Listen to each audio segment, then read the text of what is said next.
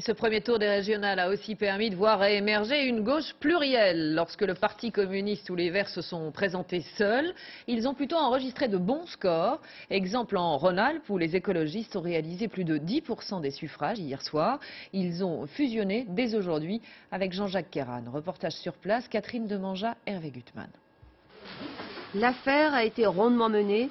En début d'après-midi, le socialiste Jean-Jacques Kerran et le Vert Gérard Lerat officialisaient la fusion de leurs listes. Un accord qui permet à la gauche de prendre une sérieuse option pour la victoire dimanche prochain. Les écologistes ont en effet franchi la barre des 10% en Rhône-Alpes et ils n'ont pas fait pour autant de surenchère. Il y avait le principe d'un accord qui avait été admis par nos deux listes auparavant. Et donc, maintenant que ce principe était acquis, il ne s'agissait plus que d'en définir les modalités. Mais il n'y a pas eu de la part des Verts une volonté d'en rajouter, d'exprimer un chantage, pas du tout. Les socialistes avaient tout fait pour obtenir un accord dès le premier tour. Aujourd'hui, les Verts se félicitent d'avoir résisté et d'être allés seuls à la bataille dans un premier temps. La stratégie a été payante, elle a permis de ratisser plus large à gauche.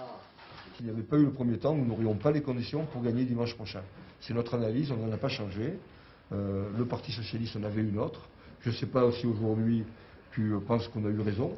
Tu peux le dire si c'est le cas, j'en sais rien. Mais en tout cas, nous, voilà, c'est notre ligne et on n'a pas bougé. Anne-Marie Comparini, légèrement distancée par le PS, veut encore y croire. Seule région détenue par l'UDF, Rhône-Alpes est aussi une des rares où la droite se présentait unie dès le premier tour. La présidente sortante ne peut compter que sur un sursaut des abstentionnistes. En attendant, elle défend bec et ongle son projet pour la région. Pendant une semaine, nous allons prendre ce projet, qui est un projet cohérent.